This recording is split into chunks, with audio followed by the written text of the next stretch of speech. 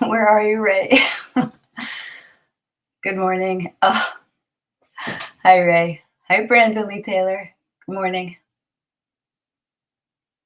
Hi, Camila. Lovely.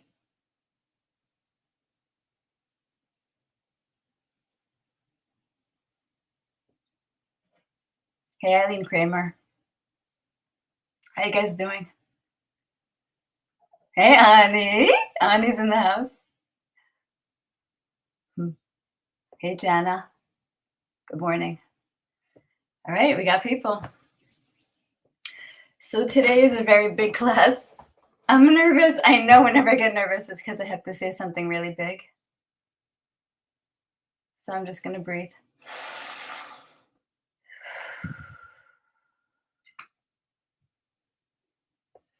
Okay, so today, what's today?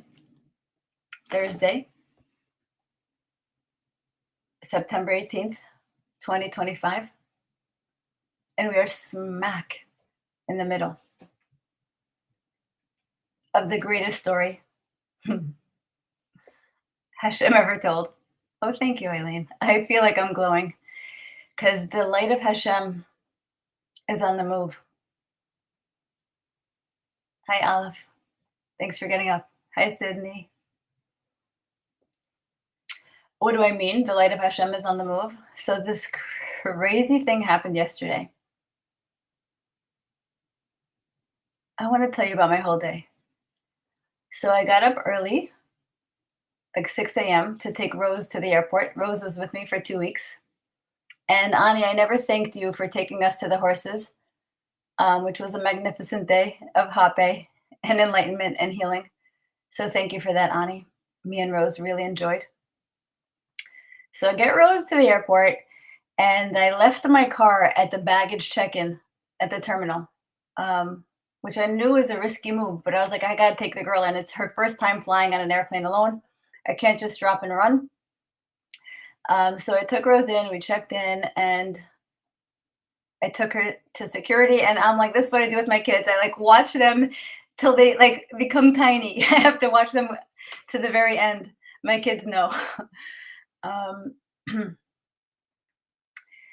so I watch Rose walk through security and into obscurity, and I know she's safe. I know she knows what to do after that. So I knew the exact moment. I was like, okay, I can go. And I turn around and I walk through the airport and I go back and I'm like, and then it hits me. I'm like, oh shoot, I hope my car is still there.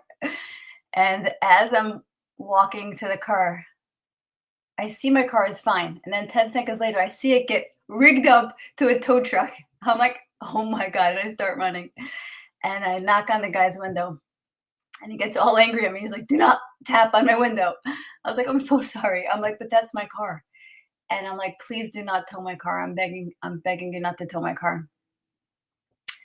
And he's like, if you give me $50, I won't tow your car.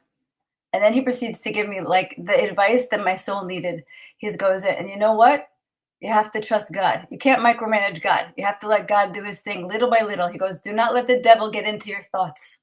I was like, that was worth $50. That advice was worth $50. And I realized in that moment that the advice he was giving me was what I had just lived. Because what was it that told me to turn around and leave the airport in that exact moment? And who was it that arranged that exquisite timing so I could know it was him that spared me the aggravation of having to get my car out of the pound and be late to work? I had to be at work a half hour later. There was no way I could have done that. So Hashem showed himself to me in such oof. I'm like, okay, Hashem, you're real. I get it. You're really, really real. And later in the morning, Yura Hari calls me, make sure that Rose got off okay, and we're schmoozing and reminiscing about Rose having been to the kever of the Lubavitcher Rebbe the night before, and Rose did a beautiful, outstanding job of reading the World Peace document to the Rebbe and to the Rebbitzin. We gave her a hug on the way out. Rebbitzin Chayamushka.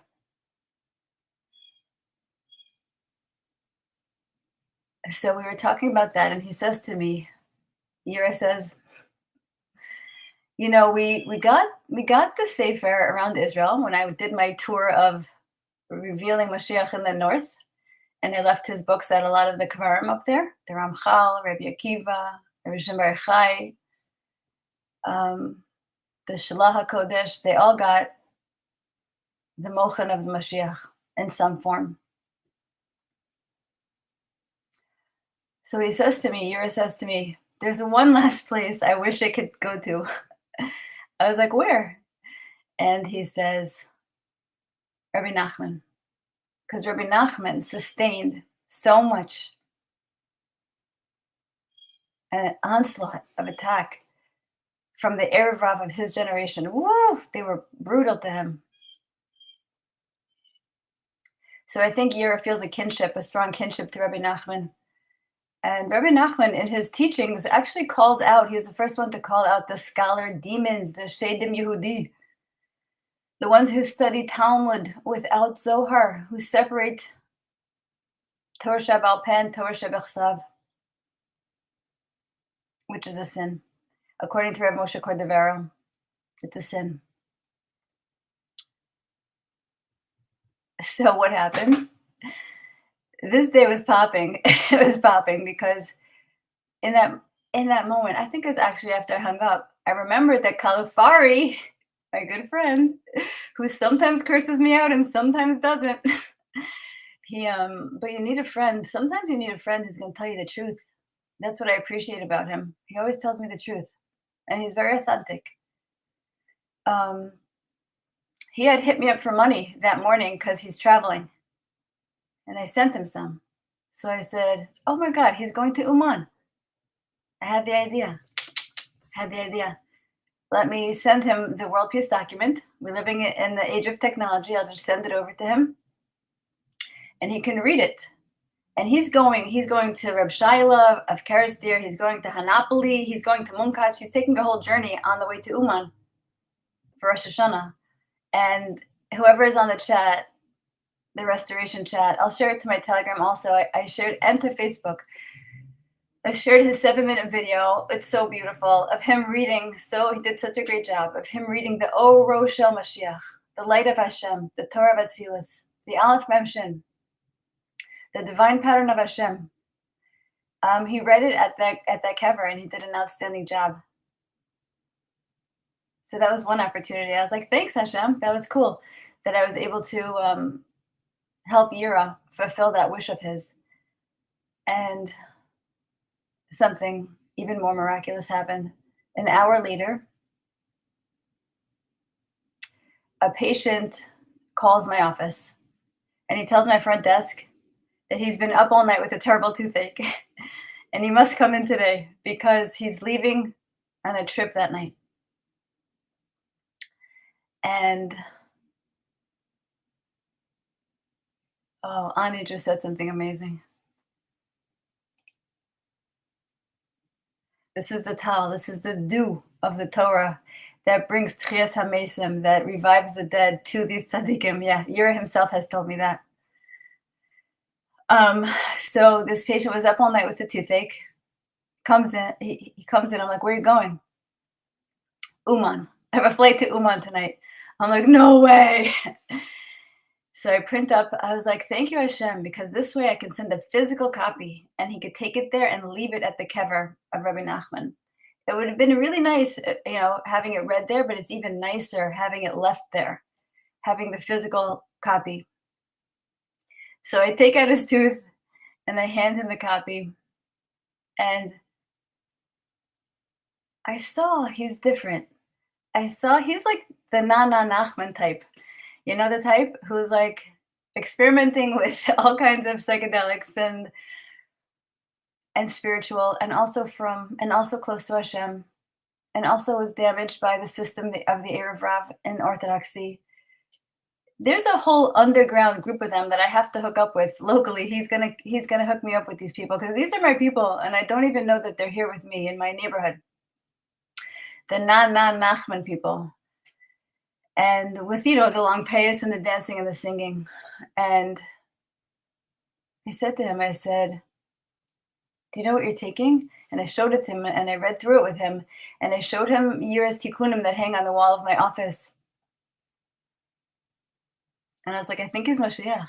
He's like, I see. And I was like, no way. I was like, you're agreeing with me right now? Because no one ever does that. Usually when I tell people, I have an opening with people and I tell them, I am met with a lot of resistance and a lot of just a blank stare most of the time. A dead end conversation. But he was into it and he was taking down the information. And I sent him my favorite video that I love of Yura when he's really young and writing down that 3-minute video that Rose took of him doing his tikkun on V'ha'aretz hayta tohu vavohu.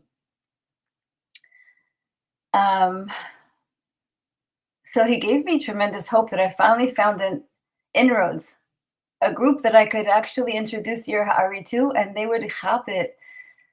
They would actually understand because they have just enough Zohar, just enough Zohar to understand that Yir Ha'ari is an impossibility, that he's a walking anomaly, that he makes no sense, that somebody who grew up with no Judaism can speak off the top of his head on every topic in Zohar in the highest way, in the most expert way.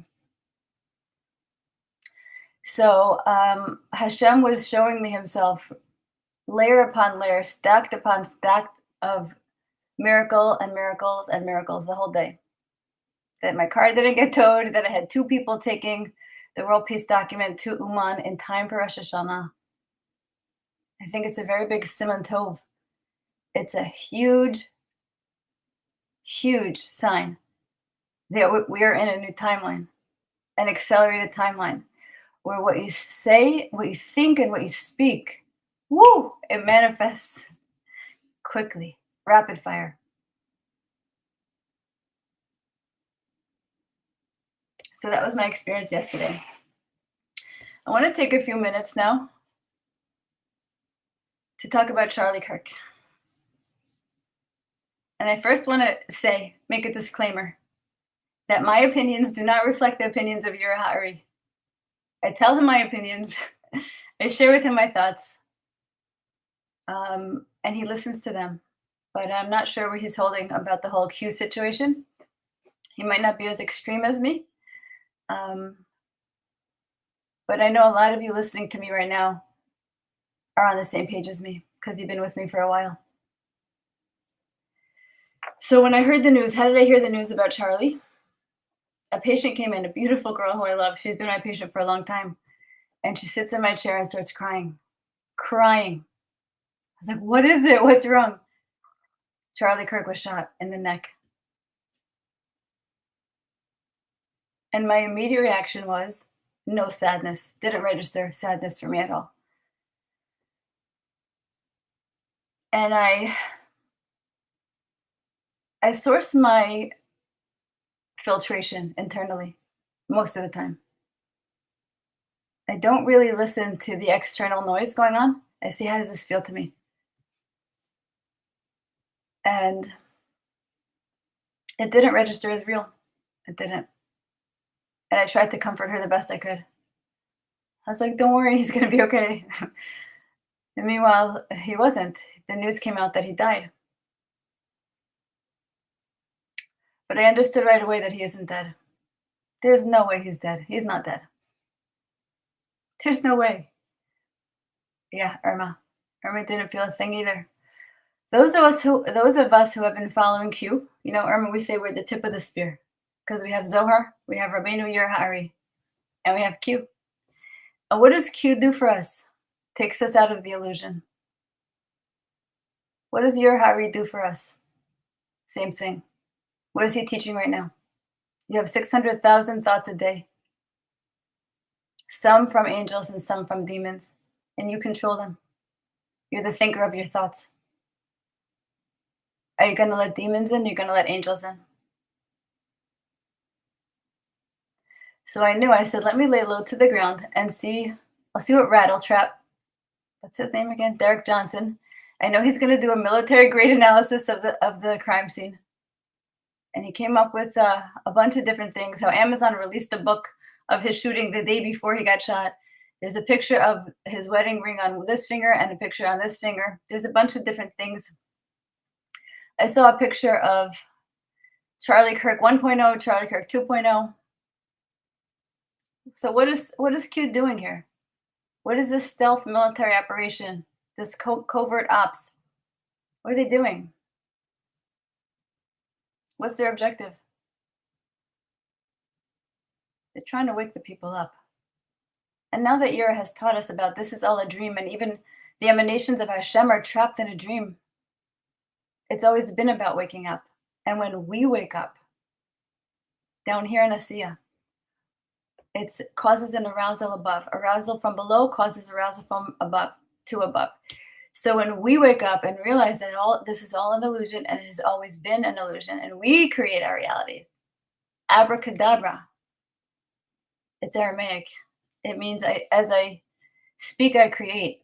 It's a secret. We knew to say it in Aramaic so the angels wouldn't get it. They hate that language. So essentially, Yira is in line with the Q operation and his teachings in perfect timing.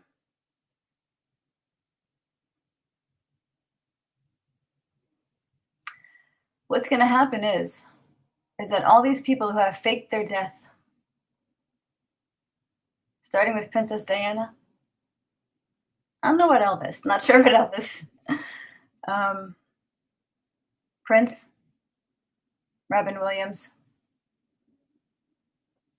Prince turned himself into a symbol, which is interesting because Q always says symbolism will be their downfall. John JFK Jr., he ain't dead. Robert David Steele, no way he's dead. A bunch. So when the credits of this movie start to roll, and all these people come back from the dead, what's that going to do to the majority of people who are Q-less, as my sister Miriam named it? They're fucking Q-less. They don't know about Q, and they don't know that we are in a movie. They're going to see and understand how they got played. Because Q always says you cannot tell the people, you must show the people. And trust me, I know this because I try till I'm blue in the face to tell the people this is a movie. You know how you like go to a movie? This is a movie. It's just like that. And you know how things look real in movies? Like you could swear that was real? Same thing here. They know how to put CIA level masks on people. They know how to do voice, whatever. I don't even know. All kinds of really advanced technology goes in to making this Q movie look real. All for the purpose of waking people from this illusion. Because when we wake up, Hashem wakes up. Yud-Kei Vav-Kei. And when a Yud-Kei Vav-Kei wakes up and remembers the Ein Sof, the illimitable one, the one from whom divine providence, as Ani taught me, comes. Hashgacha Pratis only comes from Ein Sof.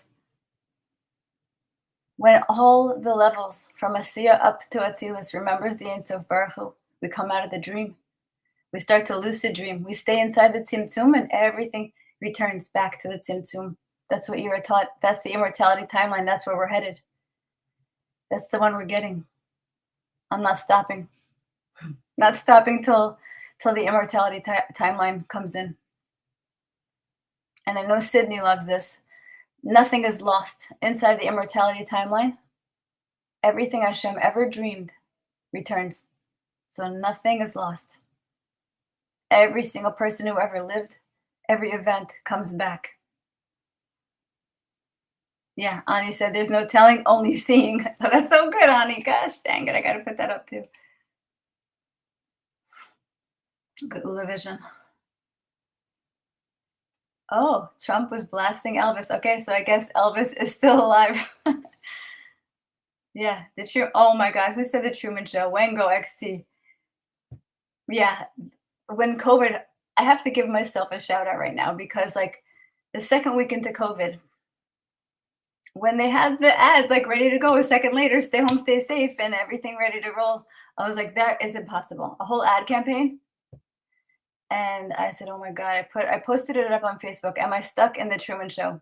But I took it down because nobody liked it. I didn't get even one like on that. So I thought maybe I'm wrong. But it turns out I was like 2 years ahead of 2 years ahead.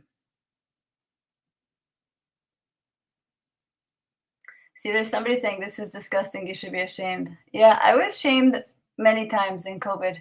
Can't you see people are dying? Can't talk about Hashem when people are dying.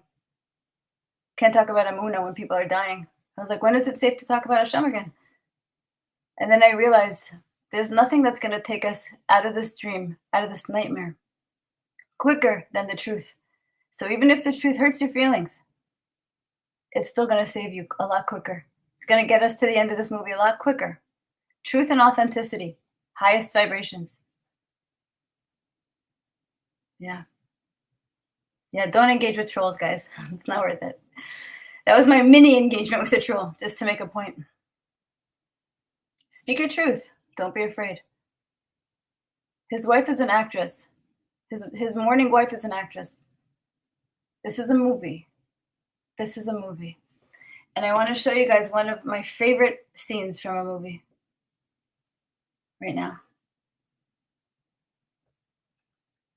Okay, first I'm going to read to you about the movie, and then I'm going to show it to you. This movie is called Divergent. It is set in dystopian Chicago, where society is divided into 5 factions based on personality traits: abnegation, amity, candor, dauntless, and erudite. Teenagers undergo an aptitude test at age 16, which indicates their best suited faction, where they're going to put them, before making the lifelong choice of which faction to join. The protagonist, Beatrice, discovers she is divergent, possessing traits of multiple factions.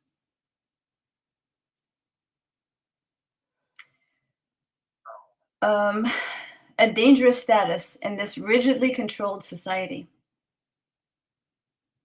And this is why I love the movie, because I'm pretty divergent myself. I don't fit into any box. Faction-based society. Society is organized to maintain order and prevent conflict. The aptitude test by age 16, the divergence. Beatrice is revealed to be divergent, meaning she doesn't fit neatly into one faction, but possesses qualities of several. Divergence,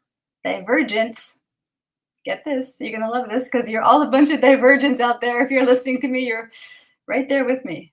Divergents are considered a threat to the system. Choice and identity. The core of the story involves Beatrice making a choice to leave her original faction, undergo a challenging initiation, and grapple with her own identity, post-apocalyptic setting. Okay, fine. That was the whole thing. Now I'm going to play. Yeah, people are terrified of the truth, because when you tell the truth, their egos have to die. Whatever, this is what my sister Miriam was telling me last night. Whatever identity that you have identified with, it has to die. You know, finding out that Judaism is run by a bunch of egomaniacs. It's a very hard truth. That was very hard for me. Hey, Shauna. But it feels good to find out the truth, because then you could find your way home. The path of Zachor. That just reminded me. Yura is teaching just in time for Rosh Hashanah, the path of remembrance, through the sound of the shofar. The shofar is a mixture of air, water, fire. It's Aleph, Mem, Shin. And hearing it awakens in our soul the memory of the path back to Hashem, the path of remembrance, remembering the illimitable. And it takes us out of our emotions and straight up to Hashem. And on the way up the tree of life, we wake up every single name of Hashem on the way up. Every single name of Hashem that's trapped inside the illusion that doesn't remember itself. It doesn't remember that nothing is lost. And that even death doesn't have to scare you. Okay, let me share this.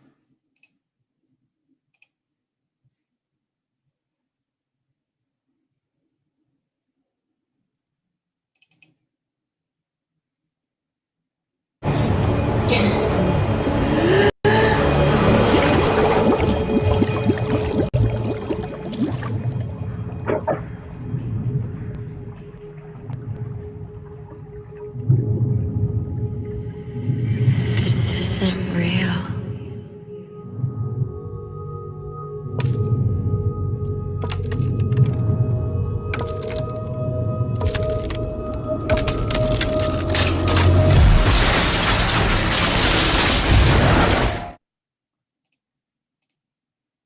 Okay, so that should be your number one go-to thought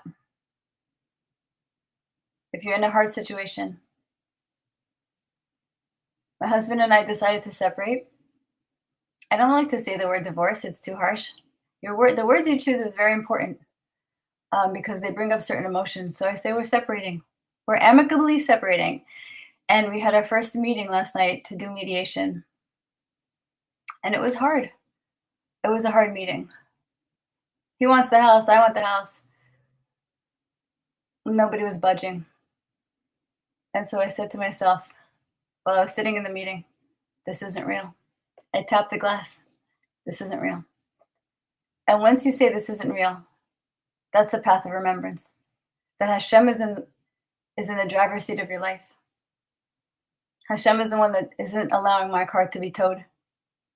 Hashem is the one that's making this document, the World Peace document, travel on its own to Rabbi Nachman for Rosh Hashanah. This is all Hashem. It's nothing I'm doing. All I'm doing is paying attention. All I'm doing is remembering that this is an illusion, this isn't real. When you remember those things, will Hashem bring you miracles. And you go out of the nightmare, as Yura says, you come out of the night terrors and into paradise, where Hashem is just giving and you're just receiving all day long. Signs, signals, and it's fun, and it's a playground.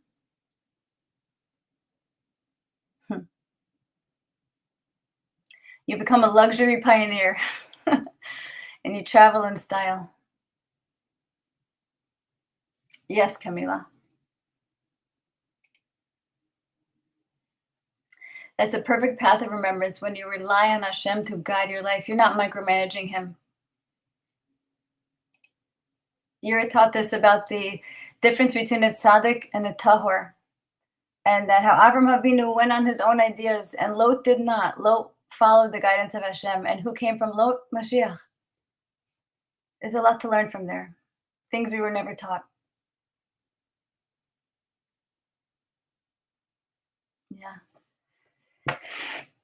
So do I think Charlie Kirk is dead? Hell no. He's not dead. It's a movie. It's a musser.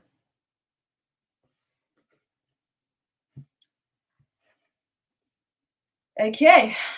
Let me just see if there's anything else I wanted to say.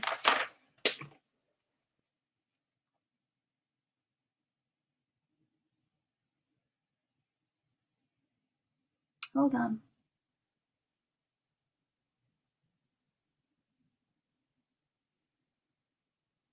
Okay, I said it all. Let's go ahead and read from the document.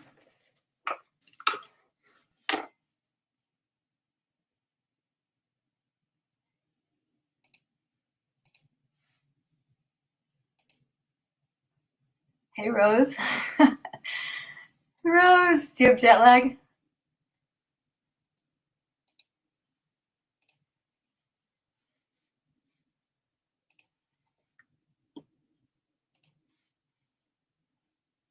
Oh, let me just show you guys real quick.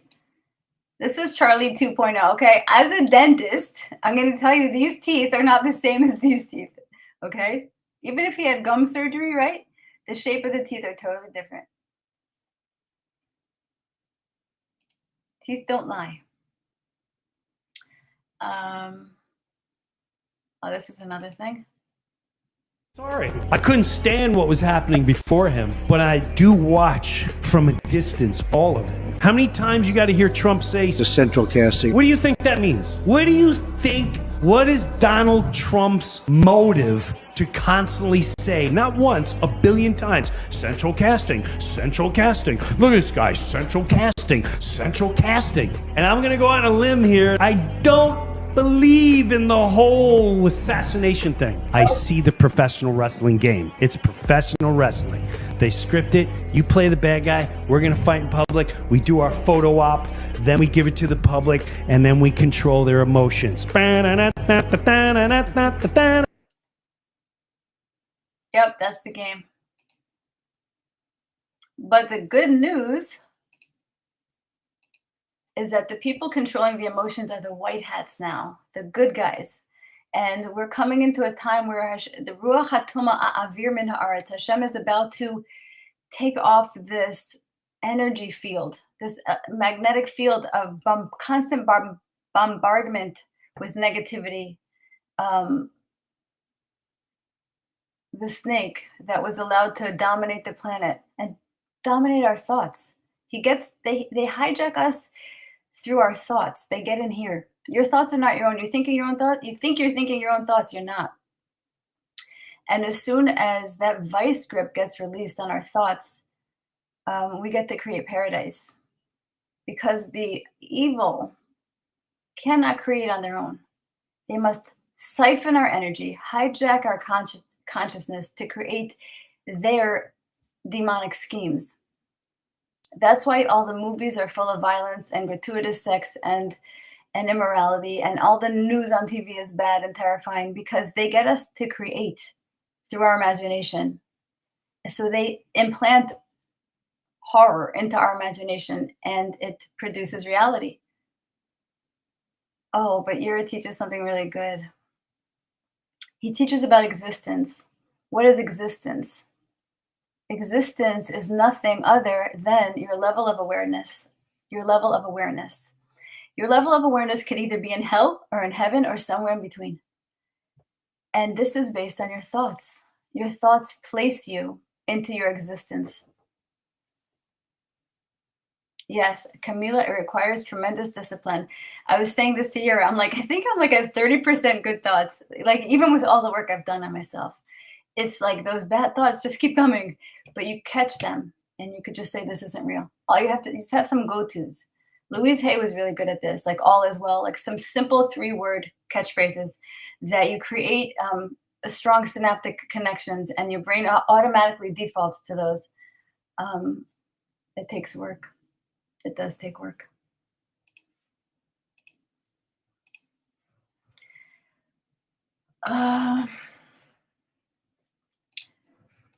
This is where Q drop 4089. Sometimes you can't tell the public the truth. You must show them the truth.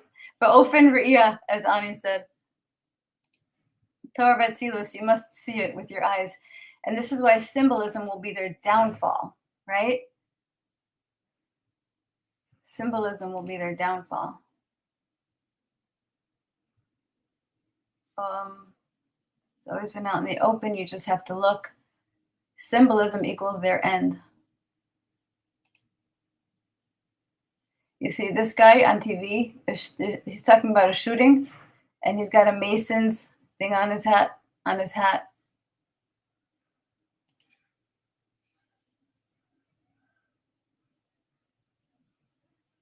Yeah.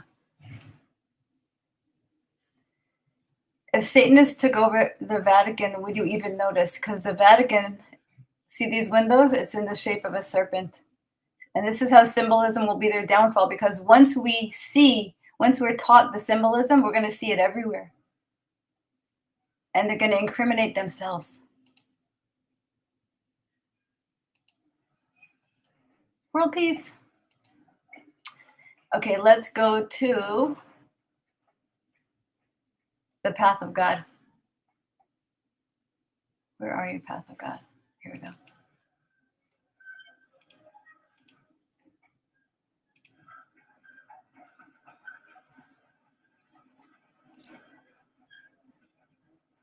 Okay. Now my goal, this is 21 pages. My goal is to get through this document by Sukkot. I'm going away next week to Israel for Rosh Hashanah. So the week after that, we're going to really get through this document together. We'll try to do a few pages today. And then the week of Aseret Yemei Teshuvah, the 10 days between Rosh Hashanah and Yom Kippur, we're going to get through this whole entire document. We'll find that's also great timing because it's the path to God. And Aseret Yemei Teshuvah is when we're super close to Hashem. Hashem is in the field. Okay, you guys ready?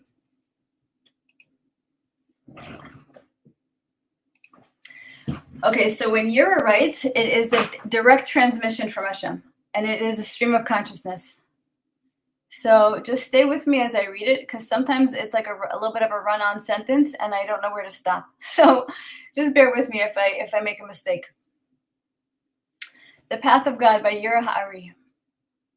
The first principle that must be established is the difference between the surrounding endless, the Or Makif, and the space of the vacancy, the Tzimtzum, by which all of existence has come into existence. Okay, so there's the Ein Sof Baruch Hu out there in the surrounding endless, that's where he lives.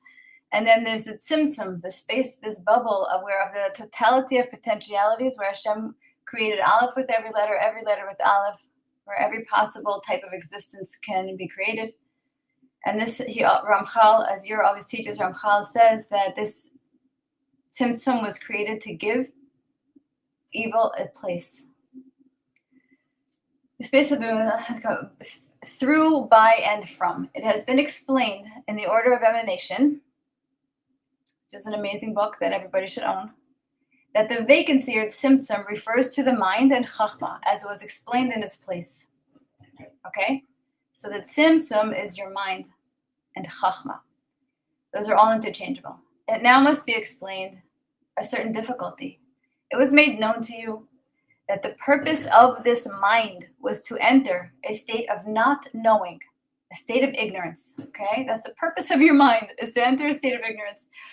Why? Hashem wanted to experience the opposite of himself. For the opposite of knowing is not knowing. And it was explained in its place that the purpose for the withdrawal was to bring forth and conceive that which the endless is not. Okay? If he is a unified singularity, we are a multiplicity. I always forget how I said that. A divided multiplicity. Okay? If Hashem is all good, this is where evil exists. If Hashem is all knowing, we are not knowing. V'chule, v'chule. What is the opposite of being awake? Right?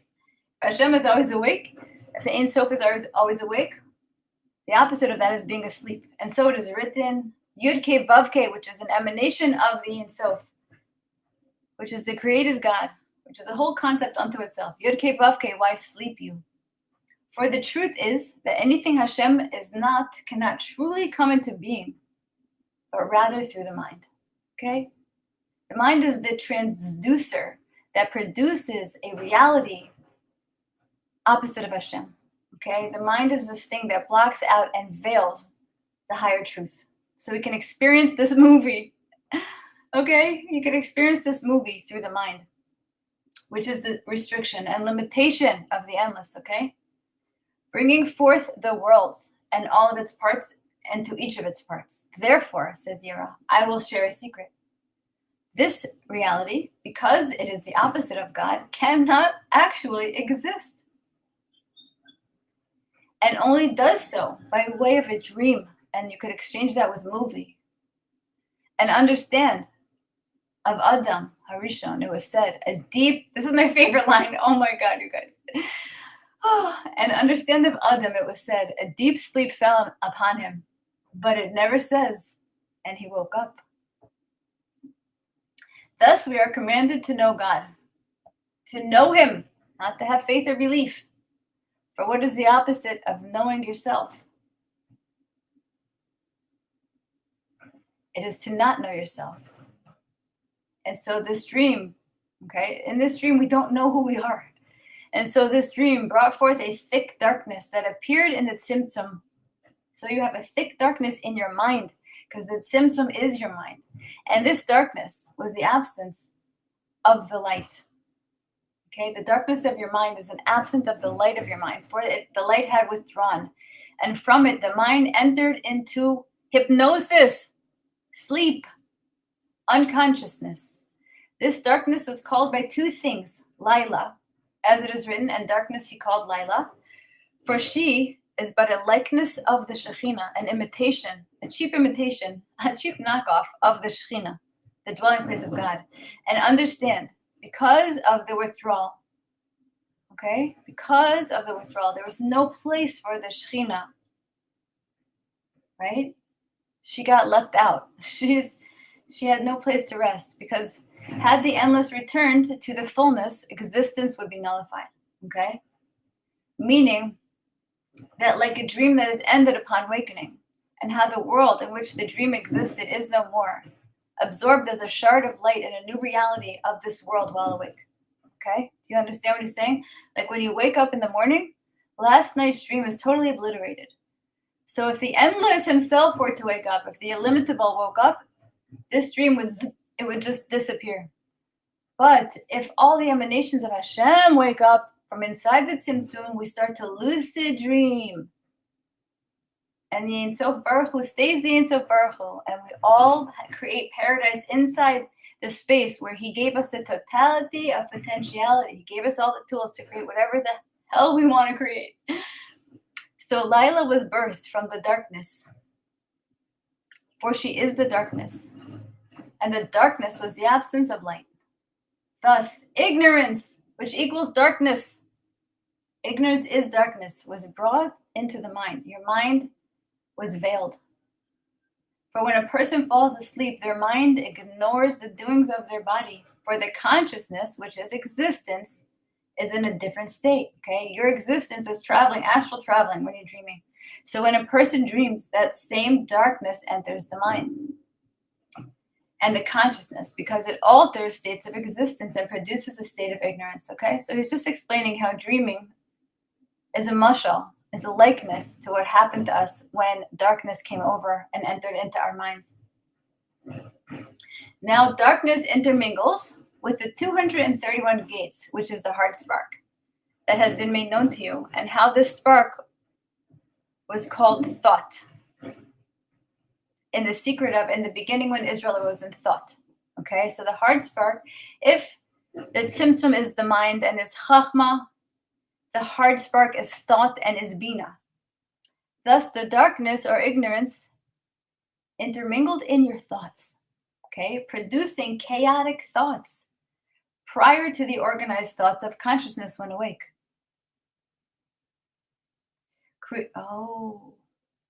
Oh gosh, when we wake up, when this great awakening pops off and we wake up, we're going to have organized thoughts. That'll be really nice. Created by means of itself intermingled with its parts, as opposed to with the light. Okay, it got all jumbled up inside itself, intermingled inside itself, as opposed to being intermingled with the light, which would have nullified. Oh, okay, get this. Which would have nullified any separation with the endless. Okay, we would all reverted back to, we would have atomized and become nullified and gone back to a formless state with the endless. For the aforementioned reason that in truth it does not exist, but by means of a dream it exists. Okay, this world exists by means of Hashem's dream inside his mind. And understand the dream is produced from in the midst of the body. This is a very interesting thought. A dream is produced from in the midst of the body, and it cannot be located as to which place the dream occurs. And by means of dreaming, there is no physical addition or subtraction to the wholeness of the body. In the same way, the endless is completely whole, for in this way nothing is added or subtracted to the wholeness. Okay? So like when you wake up in the morning, everything is still okay. You know, if you had a dream that you lost a leg, your leg is still there in the morning. Nothing can ever be taken from the endless. And this is why everything can be brought back in the immortality timeline where we're headed very soon.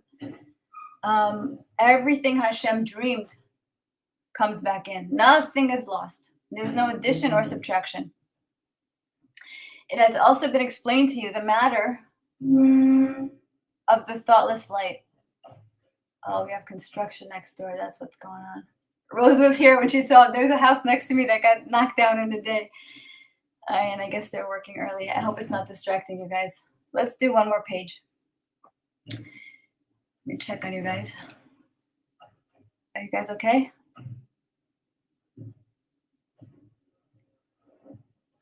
Oh, Chase. I was remembering being in the forest also. Okay, let's go back. Let's read one more page. Let's get to the bottom of this page. It has also been explained to you the matter of the thoughtless light. For this, which is another concept, okay? For this thoughtless light, this thing called thoughtless light, was the intermingling of darkness, ignorance, and the 231 gates called thought, called Bina, which produced another light, not in wholeness, but in a chaotic limit of the whole. For the matter of the light was in the straight light that entered in, bringing the letters, right? And by its path was discerned like the path of the conscious mind, from one thought into another thought. When this light was not present, okay, when there was the Or Choser, it left, it came down, and then it went right straight back up. The Or Yashar and the Or Choser. When this light was present, what did we have? We had linear thoughts, but then when it was removed, linear thought and order was removed, and in its place was the whole of the restriction, and from all sides were filled by darkness and intermingled. The darkness intermingled in our thoughts. Thus the thought produced was tohu, chaotic, and not in wholeness or with order, but by degrees of order. That which was set by the limit of the chaos. Everyone has chaos going on in their brain. Rishimu, or residue of the light, embedded within the vessel of the restriction or mind. Okay? So we have a little bit of residue of this light remaining in our minds. Thus, in a dream, a likeness, but not the specifics are shown. Like everything is fuzzy inside a dream. That's because that's the concept of the Rishimu, that we kind of remember being awake, and everything is kind of fuzzy. There's no real clarity inside a dream. All of existence comes into being by this process. And so the word in the beginning is Bereshis, and these letters are base Rosh, house and head. Ooh, for all of existence is housed in the head. You get that, guys? Bereshis. All of existence is happening inside your freaking head. Now, the thoughtless light, right, the chaotic light, and the Rishimu, those two things, the residue of the better light, of the good straight light, are what animates everything in this place. And so everything is animated by the endless. This is a very important point. Everything around us is animated by the endless, but due to its withdrawal, it was limited. And what did that do? It gave us free will. Okay, it was explained to you that the opposite of being in control, which is what the illimitable is, he's in control, is not being. He wanted to experience not the feeling of not being in control through us. Therefore, the endless relinquished control, by which way we have choice and free will.